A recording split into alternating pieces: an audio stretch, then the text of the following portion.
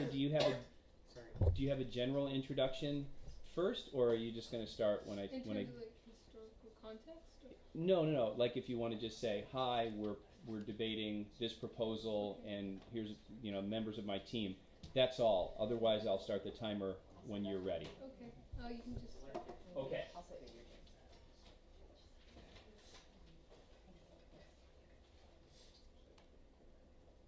Okay, you may begin. In 1924, leader Joseph Stalin rose to power on behalf of Communist Bolsheviks Party and led Russia from 1924 until 1953, overthrowing the old, inefficient Tsarist monarchy.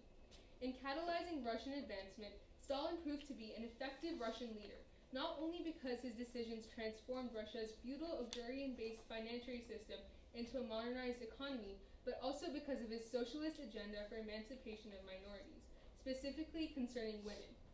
With strict guidelines to ensure mass productivity, Stalin began economic reconstruction using the first five-year plan.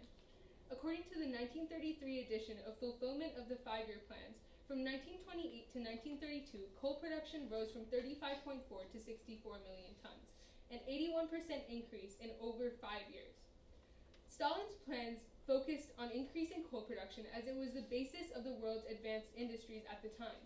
This increase motivated rural populations to urbanize in search for industrial opportunities, thereby advancing Russian living standards and causing the Russian economy to develop rapidly because of the increased earning workforce and coal's profitable value in the global market for trade, adding to national income.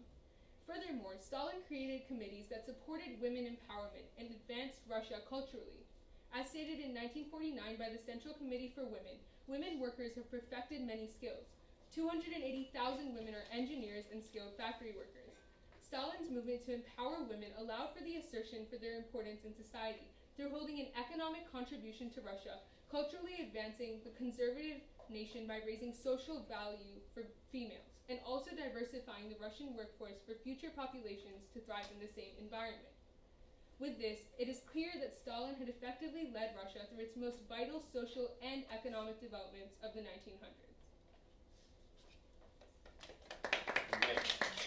158, Nitya. Okay, one moment. I won't need a whole minute. I'll just have a brief.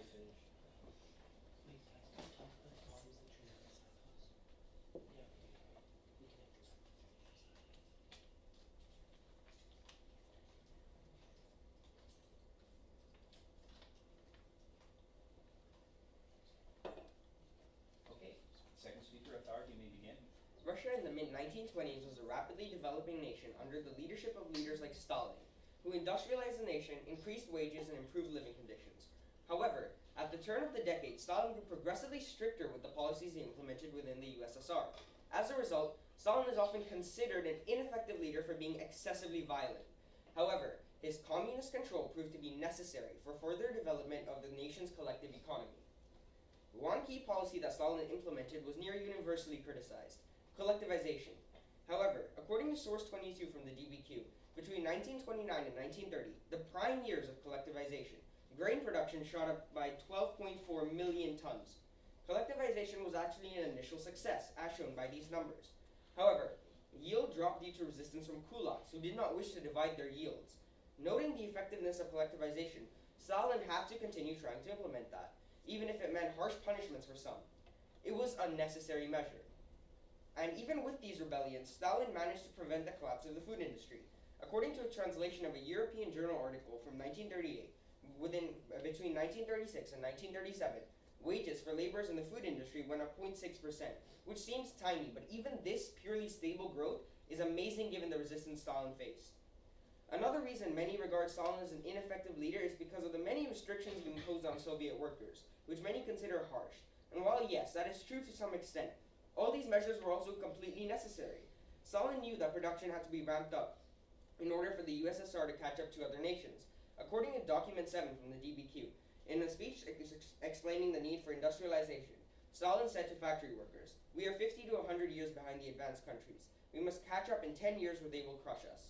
In order to achieve this level of efficiency, Stalin knew he would have to impose harsh working conditions on the working class, and he had little choice in the matter. For these reasons, Stalin was not an ineffective leader. 2 minutes on the nose. Okay, moment.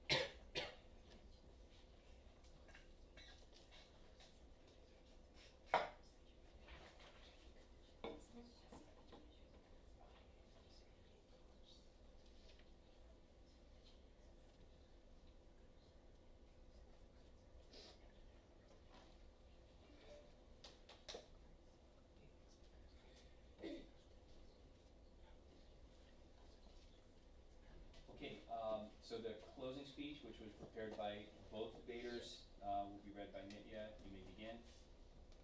Effectivity is defined as the ability to achieve a desirable or intended outcome.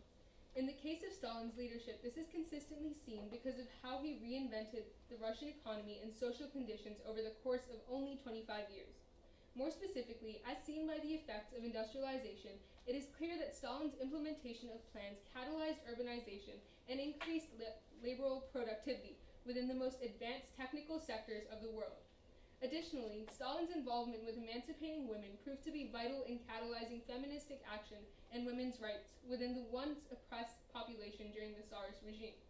These actions proved Stalin's ability and determination to yield greater results for his nation, especially considering little to no advancements were made in over 2.5 decades before him. Although Stalin's leadership is controversial because of the plans for collectivization and harsh working conditions, among other reasons, these were necessary measures taken for the overall benefit of the nation. As a result, it is seen that Stalin proved to be effective for the entire Russian population's benefit, instead of solely that of the kulaks. In fact, Stalin mirrors revolutionary American leader George Washington's leadership. George Washington's efforts to instill discipline in his men allowed him to train and lead the Continental Army to victory over Great Britain. This same determination is seen in considering the effects Stalin put into developing the Russian economy, igniting nationalistic pride, competition, and motivation through stating, "We are 50 to 100 years behind the advanced countries. We must catch up in 10 years."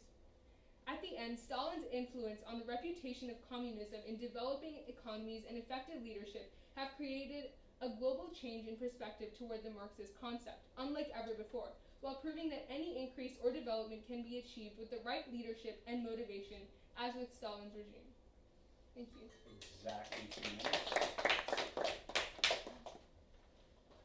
Okay. Thank you very much. You can stand aside while your opponents approach the front. Mr. Ratner, are there 2 rounds of rebuttal or 1? Yeah, we'll do 2. I think we can do it. I mean, the other classes have like 3 minutes speaking time, right? What? The other classes have like 3 minutes speaking time each, right? No. Oh, what? No. That's Dude, just what's this room? that's a shocking, scandalous rumor. So, What you said. first speaker is Dom. Dominique via video. It doesn't show. Well, each speaker is 2, so it kind of depends, but it depends on the number of speakers. So they should be about like 6 minutes of speaking plus a little in between time plus rebuttals. So by the time it's all said and done, a total full debate both sides about 25 minutes. Okay. Yes. You want to adjust the lights for because of the video? Up to you. Okay, yeah, good.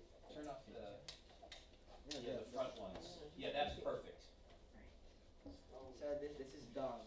All right. That's your video. Don't start it yet, please.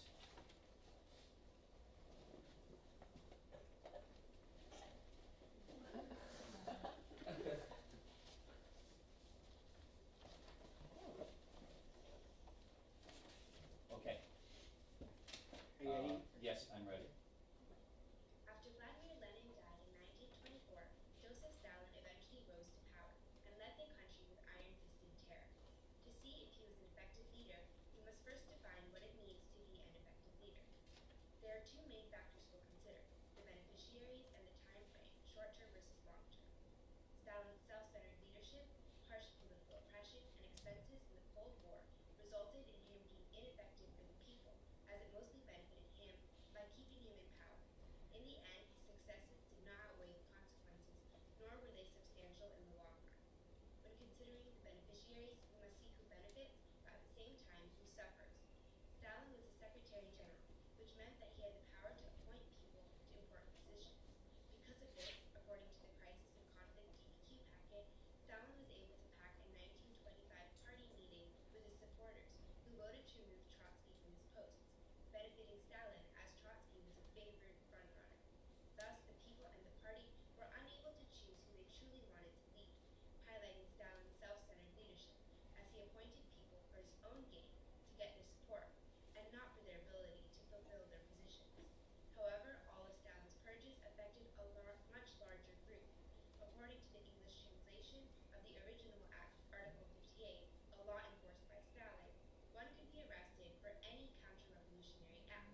This article allowed the NKVD to arrest both innocent citizens and political opponents, sending millions to concentration camps and their deaths, according to The Economist and the analysis of Noam Chomsky. Many were purged due to Stalin's need to solidify his place of power, further developing his self-centered leadership.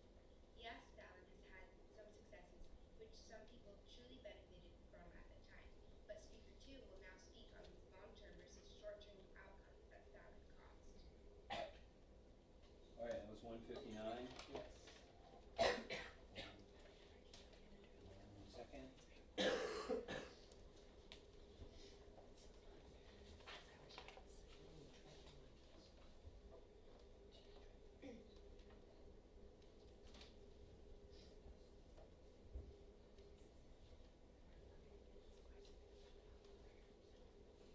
Okay, Kobe, you may begin. In his reign of terror, Joseph Stalin transformed a backwards agrarian society into an industrialized global superpower. Although his leadership achieved success for the Soviet Union at the time, his exorbitant military spending and political oppression, all to keep himself in power, ultimately plagued Russia in the long run. Undermining and outweighing his previous successes, Stalin's ineffectiveness as a leader eventually became one of the primary causes of the Soviet Union's fall in 1991. To retain absolute control of his party, Stalin engaged in cruel political oppression, even assassinating political opponents like Trotsky, which led to internal conflicts and discord. Problems such as power struggles between party leaders and paradoxical ideals arose.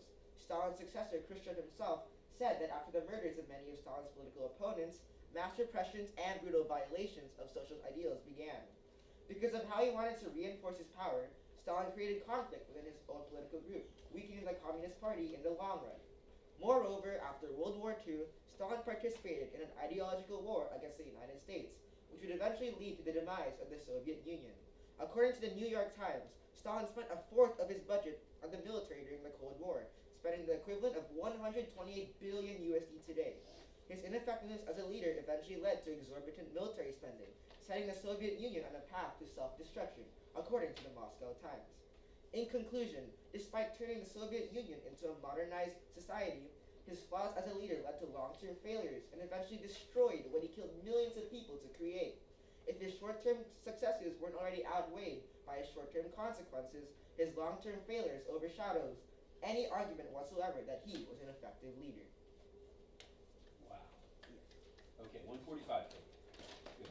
Good. Moment. You know, It was that 2 was, minutes you know flat. that's recording, right? What? You know that's recording. And so when you were dabbing. Did he dab? Yeah, he dabbed twice. Don't dab, Kobe. Snitching. It's literally on camera. You're so self-centered, man. Come on. You talk political oppression and expenses. Yeah, I don't even know. No, he's trying to do it. What?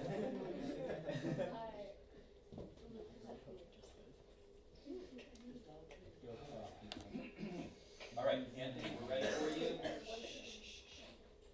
Oh, sorry, Anthony, 1 second.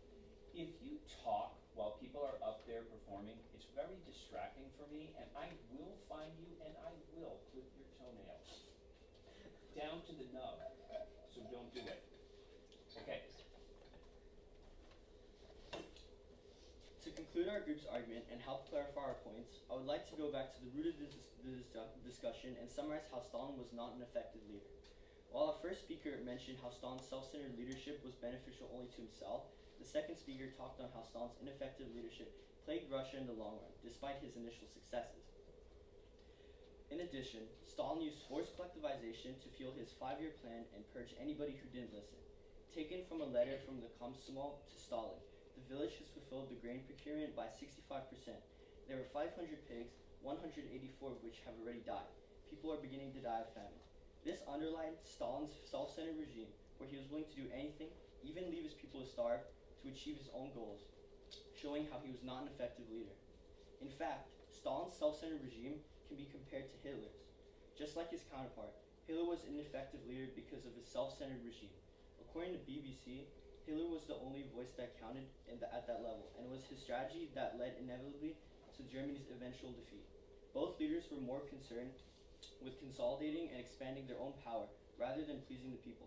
As Kobe mentioned, this caused misery for the people, rendering them both ineffective. But why does this matter, and what can we learn from this? Oppressive and self-centered leaderships aren't always as successful in the long run, clearly shown in Russia. The same thing can be accomplished without violence, like Lee Kuan Yew. Finally, Stalin's regime was the cause of millions of deaths, and it's important to be informed about this so that it may never be repeated in history again. 137, thank you. Wow.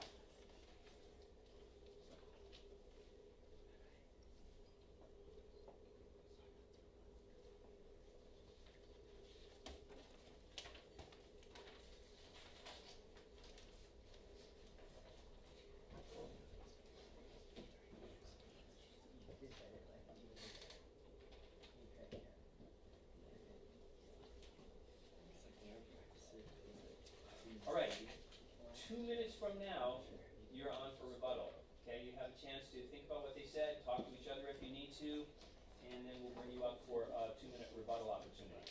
Okay?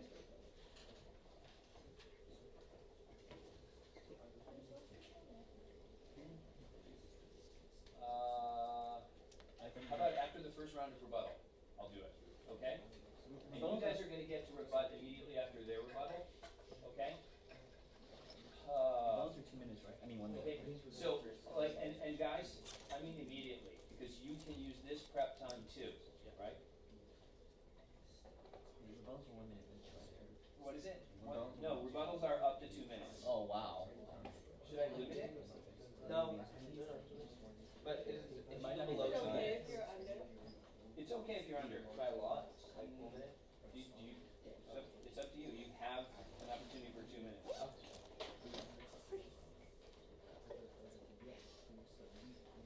Okay.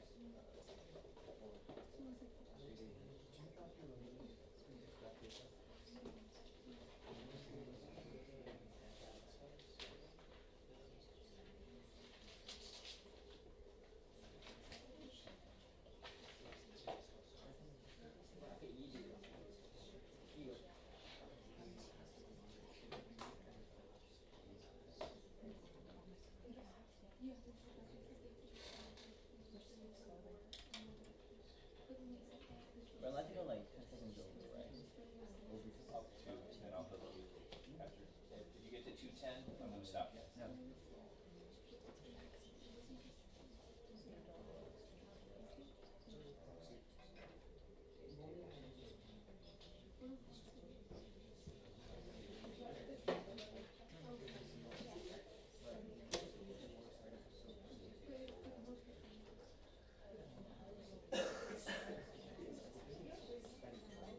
Okay, come on up for rebuttal. All right. I think we're gonna have to do a 2-minute round and a 1-minute round because I'm Is this stressed a out 2 minute or about 1 time. minute? This is the 2-minute Oh round. no. Oh, lucky boy. Oh no. Okay, ready? I don't And know for Athar, you may begin. Shh. Speaker, audience quiet. Go. There are a few key points that the opposition brought up that must be rebutted in order to prove that Stalin is an effective leader. Firstly, they stated that Stalin oppressed many counter-revolutionary acts. However, we must notice that Counter-revolutionary acts were acts such as those conducted by the kulaks, who were trying to rebel against Stalin's idea of collectivization, which was in fact better and more helpful for the people of the Soviet Union. This is not equal to oppressing free speech.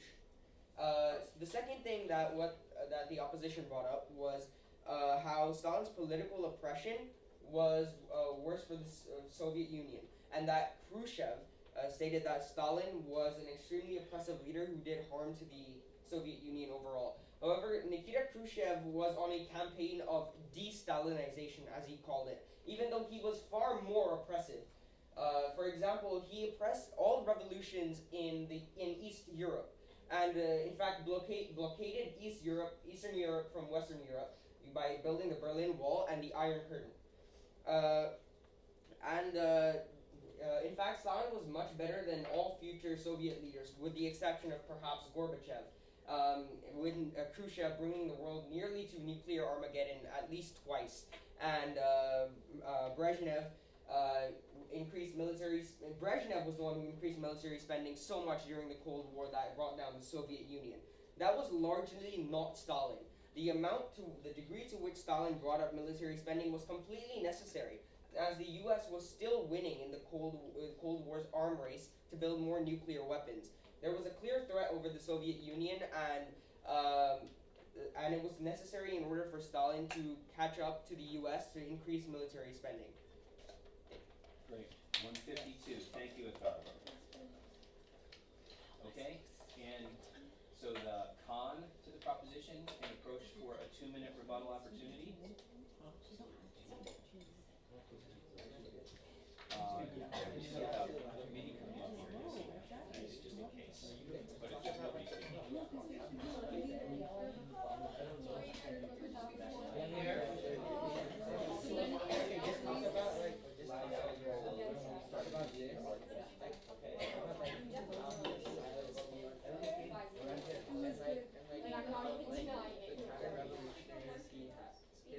The counter-revolutionaries that he jailed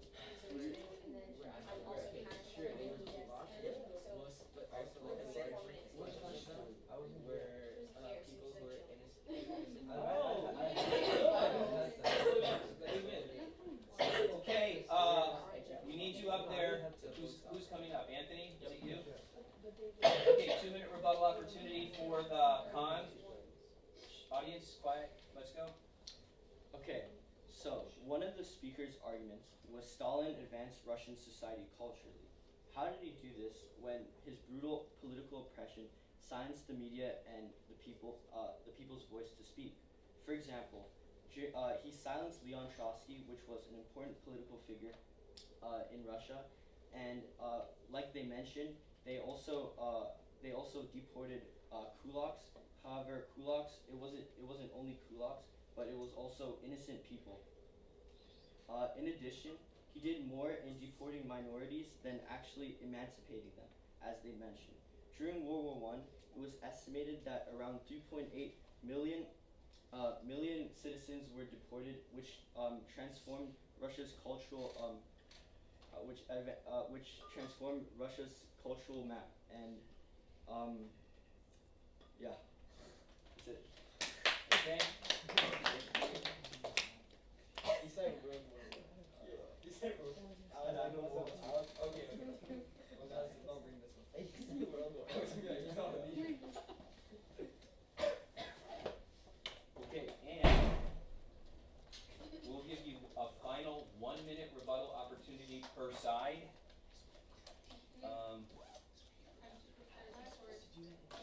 Are you ready? Okay. All right, you get 45 seconds left.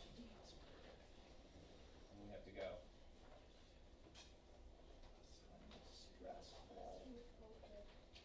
Oh yeah, okay, so after Russia, the next group to present will be Japan. Oh yes. Wait, why is that good? I don't get it. Why is being left bad? Because it's just anxiety building Oh, yeah, at like that's the true. last moment. Oh yeah, that's true. Okay, we're ready for you. All right, let's listen to our last round of rebuttal. Guys, you should be thinking about your rebuttal. And Nitya, you may begin. So one of the points that the opposition brought up is that Stalin oppressed resistance from groups such as the kulaks and prevented them from resisting against his movements of collectivization. However, collectivization was necessary for the benefit of the entire Russian population, and every act in history has had consequences and resistance. There was even resistance during the women's suffragist movement in the United States. However, it concerned the welfare of half of the American population and thus was necessary. In the same way, Stalin's collectivization movement was necessary because during the prime years of collectivization, according to source 22 from the DBQ, grain production shot up by about 12.4 million tons. This resulted in more produce to feed the entire Russian population and allowed for trade opportunities with the surpluses of food that were provided. This progressively added to the Russian economy and benefited the population, thus outweighing the benefits. Time. Okay, thank you. Outweighing benefit. All right, Consequences. all right. In 1 minute, you can come up for your 1 minute rebuttal. If you're ready, we'll take it. Okay. Okay. Kobe, Kobe. you're on the clock. Don't Hang on. dash. You may begin. One of the speaker's arguments was that Stalin was necessary for economic development in the Soviet Union. However, there are many instances in history where dictators turned a backwards country into affluent powers without killing millions of people. Take a look at the country we're living in right now. Lee Kuan Yew, who had the very same authoritative and oppressive presence as Stalin, transformed Singapore into its modern financial hub that it is today, without its genocidal purges and famine. Yes, Singapore is smaller than Russia, but it also came with as many disadvantages as Russia had in the 20th century. In the end, Stalin and his policies were not at all necessary, as seen through the fact that we're living here in this country today. All right. Okay, guys. For those of you who were observing the